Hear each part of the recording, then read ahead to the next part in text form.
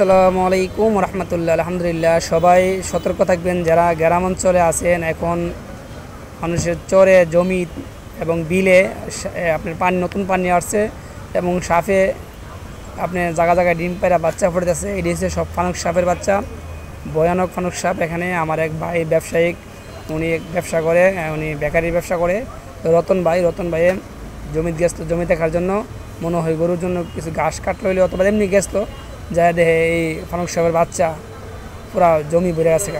তো উনি কিছু ফাতা দেওয়া বইলে লয়ে আইসে, কিছু মাইরে হাতে আইসে।